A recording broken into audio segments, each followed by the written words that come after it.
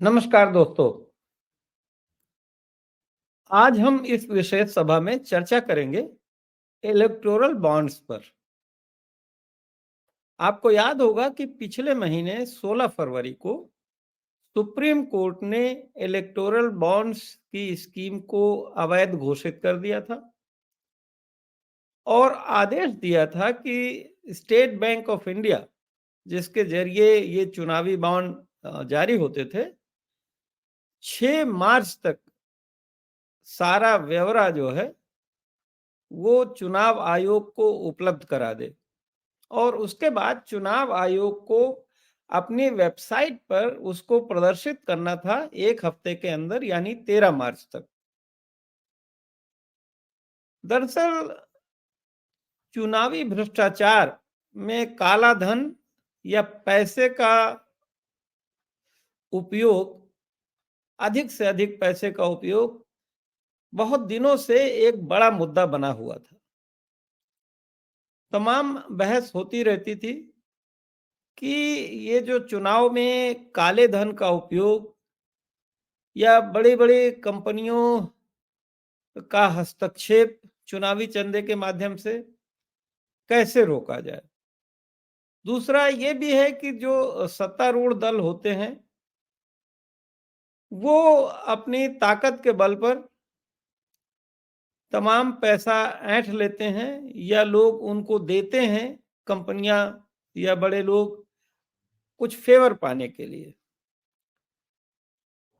तो इसको कैसे रोका जाए? कैसे इसको लेवल प्लेइंग फील्ड बनाया जाए ताकि आर्थिक दृष्टि से कमजोर पार्टियां या सामाजिक कार्यकर्ता भी चुनाव लड़ सकें और संसद या विधानसभाओं में पहुंच सकें।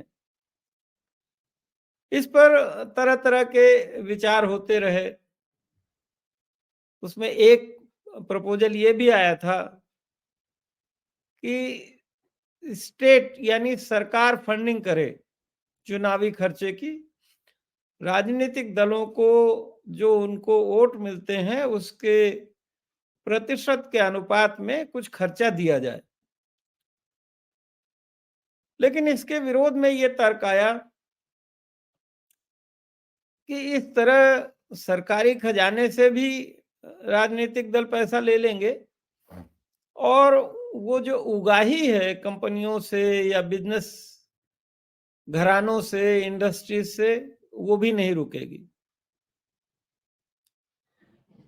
बहरहाल मोदी सरकार ने अब से 5-6 साल पहले, जब अरुण जेटली मंत्री हुआ करते थे,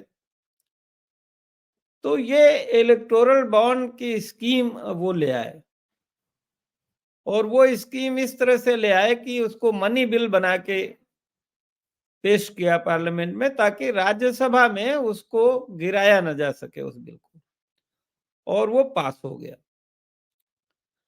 अब उसमें प्राविधान ये था कि जिसको भी चंदा देना हो वो स्टेट बैंक से बॉन्ड खरीद के 1-1 करोड़ के या और जो भी अलग-अलग मूल्य के, और फिर वो सीधे खुद या किसी थर्ड पार्टी के माध्यम से किसी भी मान्यता प्राप्त राजनीतिक दल को दे दे। राजनीतिक दल उसको अपने अकाउंट में जमा करेंगे और एनकैश करेंगे। शुरू में अंदाजा नहीं था कि ये क्या खेल है और इसमें पूरी गोपनीयता बरती गई।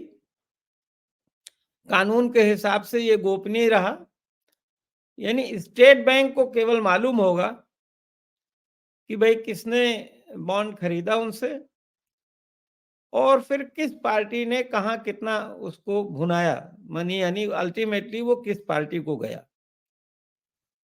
स्टेट बैंक को मालूम होने का मतलब है कि सरकार को मालूम है, क्योंकि स्टेट बैंक सरकार का उपक्रम है। तो इस कानून को चैलेंज किया गया। बीच में ये भी शिकायतें आई कि सत्ताधारी दल ने तमाम जगह सीबीआई, ईडी के छापे मारे तमाम कंपनियों को और उनसे ये इलेक्टोरल बॉन्ड के शक्ल में चंदा वसूल लिया और फिर छोड़ दिया। या और तमाम लोगों पे कुछ केस चालू किया और फिर चंदा लेके छोड़ दिया। या जिन लोगों का बहुत बड़ा-बड़ा बकाया था, सरकार ने उनका बकाया माफ कर दिया 100 करोड़, 200 करोड़, 500 करोड़, 1000 करोड़ और उनसे इलेक्टोरल बॉन्ड के शक्ल में चंदा ले लिया। यानी ये जो चंदा लिया गया, वो ये एक जो इसका एक पवित्र मकसद था कि भई कंपनियां अपनी-अपनी हैसियत के हिसाब से सभी राजनीतिक दलों को कंट्रीब्यूट करें चुनाव डेमोक्रेसी को चलाने के लिए। वैसा न हो करके ये एक तरह से उगाही का, ब्लैकमेलिंग का जरिया बन गया या फेवर लेने का जरिया बन गया। किसी बड़ी कंपनी को अपने फेवर में गवर्नमेंट से कोई पॉलिसी बनवानी है, अपने किसी आइटम्स पर टैक्स रिबेट लेना है, तो उन्होंने गवर्नमेंट को 100 करोड़, 200 करोड़, 500 करोड़ चंदा दिया और पॉलिसी बनवा ली। करीब 12,000 करोड़ का इस तरह से इलेक्टोरल बॉन्ड बिके, यानी चंदा आया और उसमें से अधिकांश सबसे बड़ा हिस्सा वो रूलिंग पार्टी बीजेपी को गया। कुछ चंदा जो क्षेत्रीय राज्यों में जो सत्तारूढ़ दल हैं, उनको भी गया, क्योंकि उनके पास भी कान उमेटने की शक्ति थी। जो राज्य सरकारें हैं, वो भी फेवर दे सकती हैं कंपनियों को, वो भी कंपनियों को परेशान कर सकती हैं, तो उनको भी गया।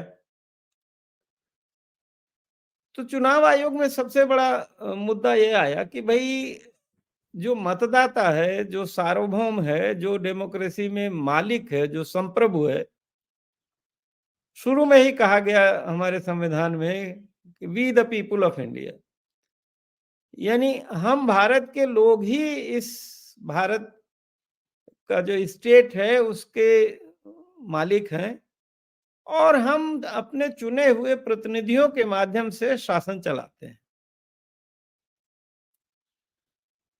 तो उसमें हम जब प्रतिनिधियों का चुनाव करें तो एक इन्फॉर्म्ड चॉइस होनी चाहिए, यानी हमें पता हो सबके बारे में। इसीलिए देखिए सुप्रीम कोर्ट ने कैंडिडेट्स के क्रिमिनल रिकॉर्ड के बारे में भी कहा कि आप एफिडेविट दीजिए। तो ये जो गोपनीयता वाली धारा थी, आरटीआई में भी मतलब आप नहीं पूछ सकते थे, इसको माना गया कि ये संविधान के मौलिक अधिकारों को खिलाफ है। तो एक तो सबसे बड़ा क्लॉज ये था कि ये मौलिक अधिकारों के खिलाफ है, इस तरह गोपनीयता का कानून, चूंकि मतदाताओं को, लोगों को ये पता ही नहीं चलता कि भाई किसने किसको, किस कंपनी ने किसको कितना चंदा दिया और उसके बदले में उसको क्या फायदा मिला। तो कानून को तो अवैध घोषित कर दिया। एक और बड़ा कारण ये था कि पहले जो कानून था उसमें ये था कि एक सर्टेन अमाउंट, यानी अगर आप कंपनी फायदे में है तो आप 7.5% या कुछ एक अमाउंट जो तक आप दान दे सकते हैं चुनावी का। अब जो कानून नया लाई थी बीजेपी गवर्नमेंट, उसमें ये था कि घाटे वाली कंपनी भी चंदा दे सकती है। भाई क्यों देगी घाटे वाली कंपनी? या जो शेल कंपनियां होती हैं ऐसे ही बनाई जाती हैं, वो बड़ी-बड़ी जो कंपनियां हैं उनका नाम सीधे ना आए, तो इसलिए वो छोटी कंपनियां रजिस्टर करा लेते हैं और उसमें ब्लैक मनी डाल देते हैं या कहीं से पैसा डाल देते हैं, वो कंपनियां भी चंदा दे सकती हैं। तो ये भी कानून को रद्द करने का एक कारण था कि भाई जो शेल कंपनी है या जो घाटे की कंपनी है वो क्यों चंदा देगी। तो कानून रद्द हो गया और आज 4 तारीख है, यानी 6 मार्च 2 दिन बाद तक का टाइम था स्टेट बैंक के पास कि वो ये डिटेल,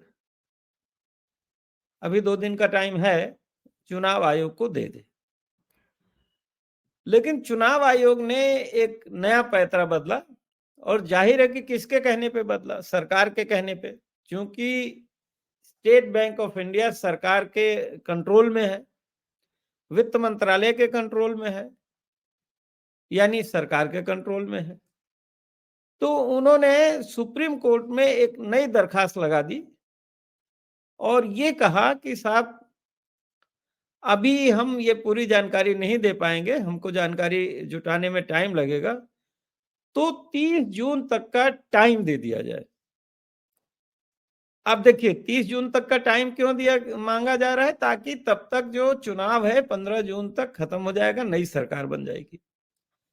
अगर उससे पहले खुलासा हो गया कि भाई किन किन कंपनियों ने किन किन परिस्थितियों में चंदा दिया, कोई घाटे की कंपनी ने दिया, कोई शेल कंपनी ने दिया, किन्हीं कंपनियों पर छापे पड़े थे तो मजबूरी में दिया, किन कंपनियों ने चंदा दिया और बदले में उनके लिए फेवरेबल पॉलिसी बनी, तो अगर इसका भंडाफोड़ हो जाएगा चुनाव से पहले,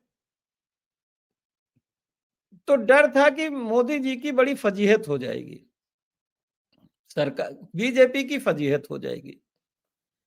इसलिए समझा जाता है कि स्टेट बैंक के जरिए ये दरखास्त दिलाई गई है सुप्रीम कोर्ट में कि टाइम बढ़ा दिया जाए। जाहिर है कि मुख्य विपक्षी दल कांग्रेस की तरफ से इस पर काफी तीखी प्रतिक्रिया व्यक्त की गई है।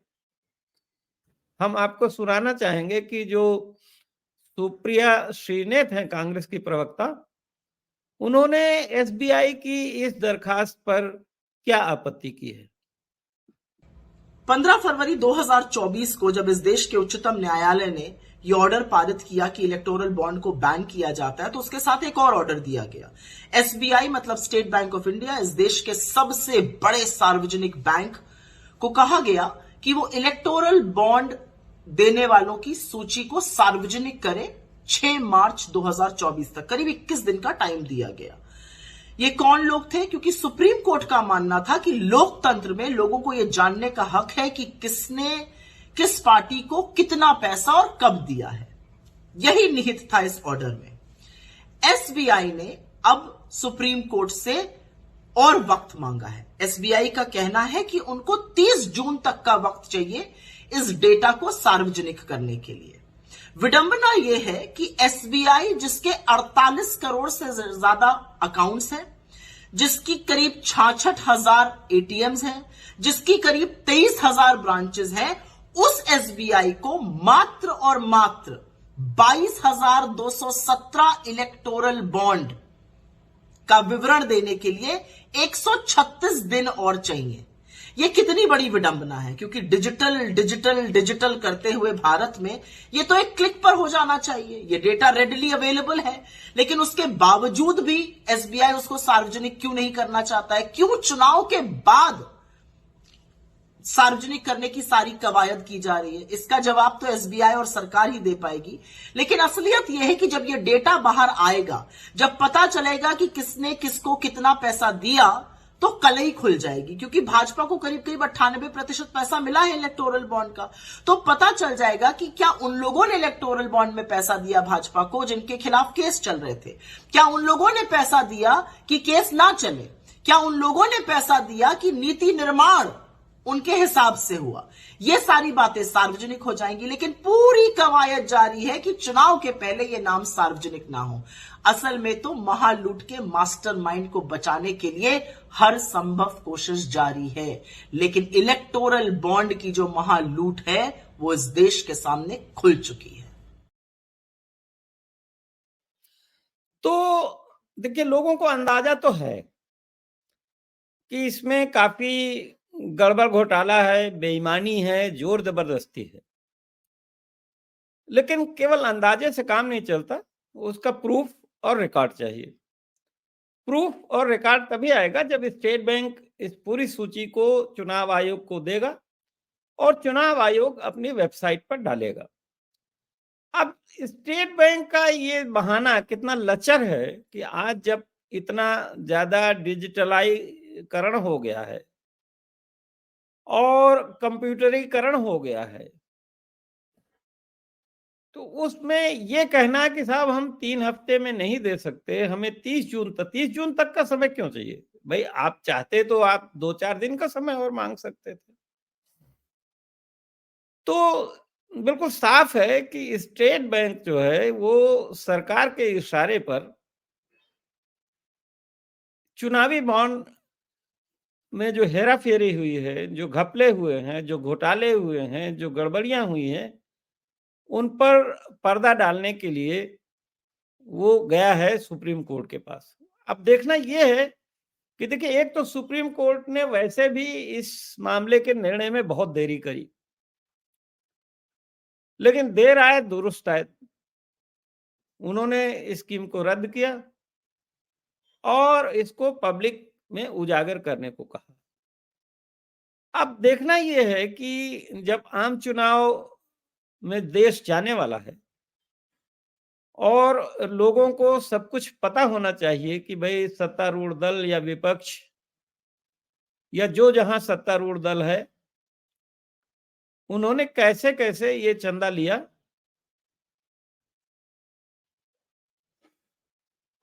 तो उस पर किसी तरह की ढील नहीं देनी चाहिए। आप क्या सोचते हैं कि स्टेट बैंक को और टाइम देना चाहिए या नहीं देना चाहिए? आपको क्या लगता है कि ये जो इलेक्टोरल बॉन्ड की स्कीम थी, इसमें सब कुछ बहुत पवित्र था, ठीक था? आपकी जो भी राय हो, वो आप हमारे YouTube के कमेंट बॉक्स में जाकर लिख सकते हैं। एक और रिक्वेस्ट है कि आपको अगर ये कार्यक्रम पसंद आया हो, तो आप इसका लिंक अपने मित्रों तक शेयर कर सकते हैं। एक और रिक्वेस्ट है कि अगर अभी तक आपने हमारे चैनल को सब्सक्राइब नहीं किया है, तो कृपया सब्सक्राइब जरूर कर लीजिए, लाइक करिए और एक नोटिफिकेशन का बटन होता है, घंटी होती है, उसको भी दबा दीजिए। नोटिफिकेशन का बटन दबाने से, घंटी दबाने से आपको ये फायदा होगा कि हमारे सारे कार्यक्रमों की सूचना आप तक अपने आप पहुंचती रहेगी। आपने समय दिया, हमको सुना, इसके लिए बहुत बहुत आपका धन्यवाद। और आप जानते हैं कि जो मीडिया स्वराज चैनल है और द नेशनल पोस्ट, हम दोनों का मकसद लोकतंत्र को मजबूत करना है। समाज में जो संवैधानिक मूल्य हैं उनको मजबूत करना है। जो फ्रीडम स्ट्रगल के मूल्य हैं उनको मजबूत करना है। चुनाव को स्वच्छ और पारदर्शी बनाना है। तो हमारे इस काम में आपका सहयोग इसी तरह हो सकता है कि आप हमारे कार्यक्रम को अधिक से अधिक लोगों तक पहुंचाएं। धन्यवाद।